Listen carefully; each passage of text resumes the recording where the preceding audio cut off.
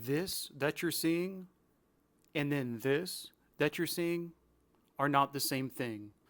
The first photo was of a 7-OH pill. The second photo you just saw would have been raw kratom. Now, I bring this up because in my last video I did, I talked about 7-OH and why I believe it is dangerous and why it should not technically, I don't think it should be legal. But the reason why we talk about this, it's because I think a lot of times there's a misconception going around right now when it comes to 7-OH and kratom. If you notice, if you've seen the articles discussing kratom in particular right now, or 7-OH, my bad, discussing 7-OH, you'll notice that what they'll typically show is they'll briefly talk about 7-OH, but then they'll immediately affiliate it with kratom. And they'll show, like, they'll be talking about 7-OH, and then they'll show you, like, a package of kratom, for example. And that'll put in your mind that, oh, kratom, 7-OH, they must be the same thing. Not at all. Yes, in raw powdered form kratom, once again, there are extremely, extremely low amounts of 7-OH. Let's just put it this way. If you took a whole, for example, a whole ounce of kratom, right? However you take that, you're not going to get an effect of 7-OH. How they make these 7-OH pills from kratom is it's essentially, it's semi-synthetic. They're pulling that 7-OH from the powder and partially synthesizing it in a lab. That's what's going on, and they're making these pills, and they'll be labeled things, like, oh, pain meds for days. It'll have something similar to like fentanyl. You'll see these. That I just want to put this out here to any parents out there. When you're voting on kratom or 7-OH, just be aware that, or even adults in general, if you're going to vote, in my opinion at least, I understand everyone's different, but really look at the differences between 7-OH and kratom in its raw form, the powder, because they're completely different. And for me, what the big difference is when it comes to why I think 7-OH should be made illegal, it's because of the respiratory depression aspect. It is extremely powerful. It is very similar to fentanyl in that way, and it causes respiratory depression. So that's one of the main reasons why I want that off the market, and then it gives kratom a bad name. It's kind of like, in a way, the argument of, remember when, look at cannabis, for example, then you have K2 that came on the market, and it was a legal way to beat a drug test, but it was synthetic weed, right? And look at what that was doing to people. Anything can be synthesized, or can be synthetic. You can make into a synthetic form. And 9 times out of 10, when you do that, it's going to be a billion times more strong. And with that, a lot of times is going to come harsher side effects and withdrawal. So, for example, when comparing the two, just be cautious that it's not the same. Read the entire article, whatever photos they show you. If they're showing you raw form kratom and they're talking about 7-OH, the kratom, don't affiliate it with it. Just word of advice. Now, second part real quick. I want to briefly again discuss somebody who potentially is trying to get off of 7-OH, right? And they've tried cold turkeying it and they can't do it. The withdrawal is extremely hard. You've got those deep bone aches. You've got the sweating, the nausea, the vomiting, no energy. It's hard to get up. Everything is terrible. You've got the worst brain fog you've ever felt. Hot, cold sweats. Restless leg syndrome. In bed, you can't stay still. You feel those pins and needles. Things like that. Yeah, that's what the 7-OH is going to be like. That's what the withdrawal a lot of time is like. So I want you to know it's in that way, if you're going through that, it's normal. It's part of the process of you getting it out of your system. And depending on how long you've been using it, it's going to be rough. And I know a lot of people will say, look, it got me off of fentanyl. That's awesome. But just be cautious, just because it got you off of fentanyl, that 7-OH in itself, though, can cause respiratory depression, in particular when mixed with other substances as well. See, one thing I want to say about kratom is they've done a study out of Johns Hopkins, and they did one through the University of Florida showing that respiratory depression was not caused by kratom. There hasn't been one death of respiratory depression with the raw kratom powder alone, but 7-OH, yes, there have been some. So just keep that in mind. There have been a couple deaths. The only ones affiliated with kratom, it wasn't respiratory depression. It's when somebody was taking things such as antidepressants. They were mixing it with other psych medications. That's why you should always talk to your doctor about whatever meds you're taking, regardless of what you're adding in, whatever remedy with it. You should always keep that in mind. But back to it real quick. 7-OH, you're going through that rough withdrawal, and you've tried to get off of it, and it costs a lot of money. I'm well aware of this. I've seen it in the smoke shops. You get like 3 pills for like $40-50, and you got to go every day because you're taking by the end, depending on the dosage, you're taking up to 80 to 120 milligrams of that a day. Option 1 is to cold turkey, which we've kind of already discussed. A lot of people, it's very hard to do. If you can do that and you have the time, that's awesome. I'm just warning you, it's not easy. I've seen this plenty of times in the psychiatric setting. It's not easy to do. Now, the other strategy you have is if you're going to a smoke shop, your local one, you could talk to the person behind the desk and ask them what can help with it. And a lot of times the crazy thing is they're not informed. And I'm not saying everyone that works at a smoke shop is not informed. It's just the people I've run into, when you ask them what's a substitute, they can't even really tell you the differences between kratom and 7-OH. I mean, they're not doctors or healthcare professionals, but sometimes they just remember their incentive is to just sell a product. That's the business of the smoke shop. Some people aren't like that, but that's just the business you're running into. So I briefly hit on this in the last video, but if you're trying to get off of it, another option, you could go to your doctor. They could maybe put you on Suboxone, Subutex, something like that, and you go on that, but that's a whole withdrawal in itself as well. The key to the success that I've seen, if you don't want to go the healthcare professional route, and this is just what I've seen, is whatever dose you're taking, let's say you're taking 120 milligrams of 7-OH, you're taking 3 or 4 of those pills a day, would be to taper it down your dose. So you could do it over 1 to 2 weeks, you could do it over a month, lower your dose to a fourth of what it is. So get down to a fourth of your dose if you can, or half of the dose. And once you get there, once you've stabilized there, the key is do not go back up. You got to continue to go down. It ruins the taper if you go back up at all. You got to stay. So once you get down to half that dose, because typically you can get down, a pill to where you're at 3/4 stabilized for a few days, then you drop again. And that's where sometimes those withdrawals will really start to kick in.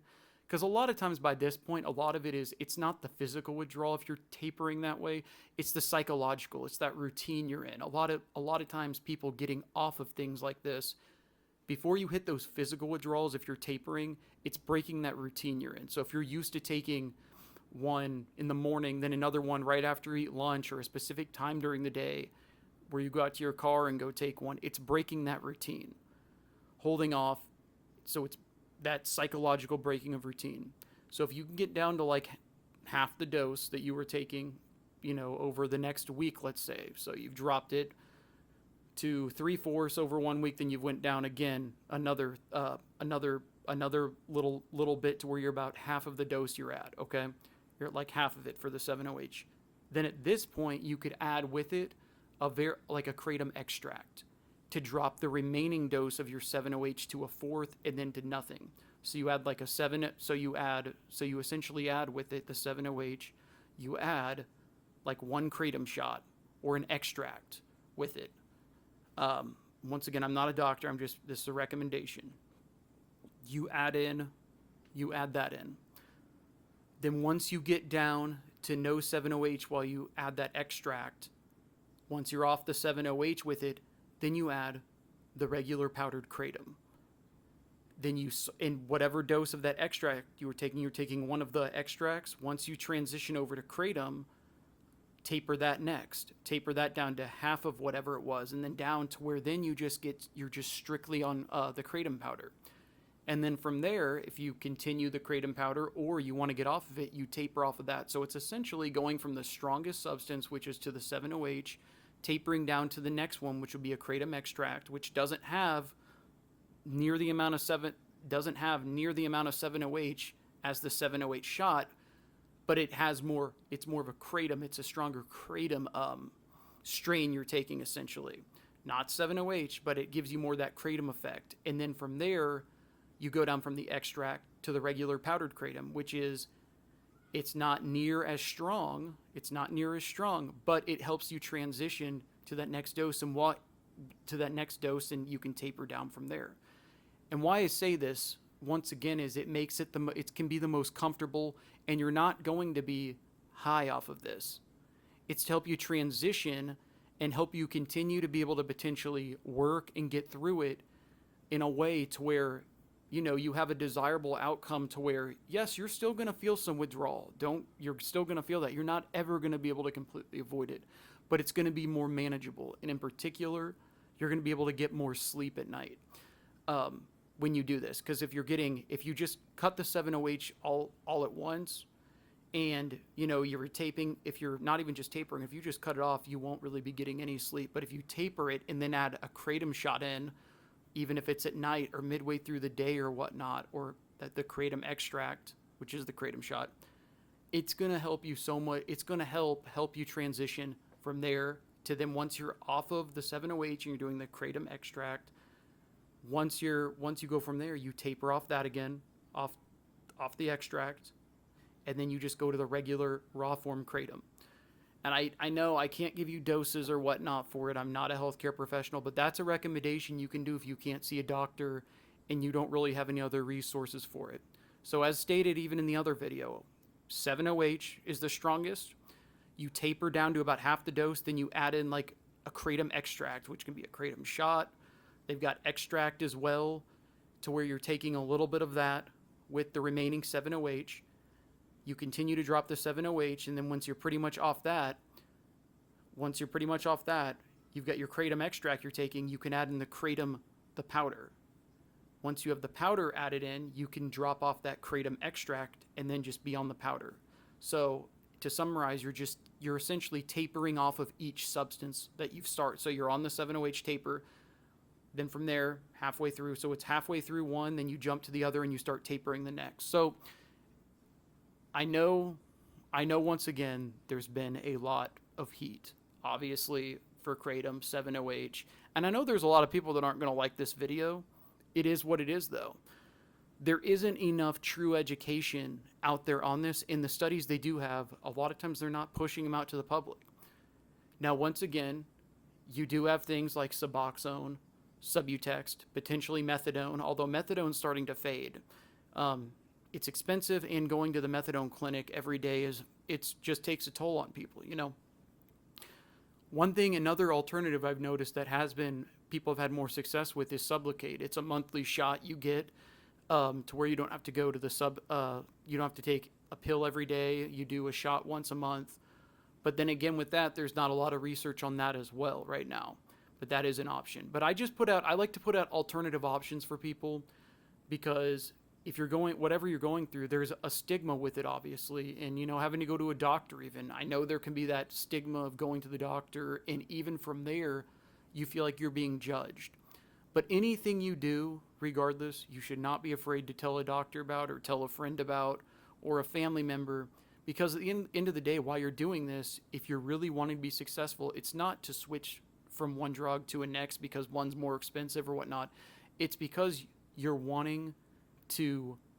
not wanting to be going through what you're going through anymore, and you want to go back to living a healthy living life. And then in summary, once again, I'll say this. You might go, well, what about kratom though? How is that kratom? How's that going to make it better? Some people, once again, report withdrawing from it if they've been taking it, but there have been a lot of people who it helps with pain. It helped get them off of fentanyl long term. And the big thing I've noticed as well with kratom, no respiratory depression, and also for people, the biggest thing is minimal side effects for them, and their dose over time not actually going up. So if you've been withdrawing from something, you get on kratom, as you continue to take it, your dose isn't continuing to need to go up. And it's not, and I'll say this as well, kratom is not technically an opioid. It has an opioid-like effect, which there's a big difference with that. It can be compared to a partial opioid agonist, kind of like Suboxone, but it's technically not that. It has an opioid-like effect. It goes to your receptors in your brain and it doesn't attach. It kind of just comforts them to an extent. And while you're withdrawing from whatever that substance may be that is a true opioid, it helps comfort them, and you're able to, the big thing is you're able to reform those neuroplastic pathways, and also your dopamine, serotonin, and norepinephrine can start to actually restore again as you're taking it. But yeah, that's this video. Just be on the lookout. There are differences between 7-OH and Kratom. Just so everyone knows, Kratom is, I'm just going to throw this out, Kratom is not the same as 7-OH. 7-OH is synthetic, or partially synthetic, and it is dangerous. And it does cause really bad withdrawals. And you can overdose on it, and it can cause respiratory depression. All right, ran over. I love you all. Like, subscribe, and comment anything on this. If you have any insights on what you think of 7-OH or Kratom in general, or any substance that's helped you get off of, fentanyl, heavy-duty pain meds, whatever it may be. But yeah, leave a comment. I love you all. I'll have a new video out soon, and have a great rest of the week.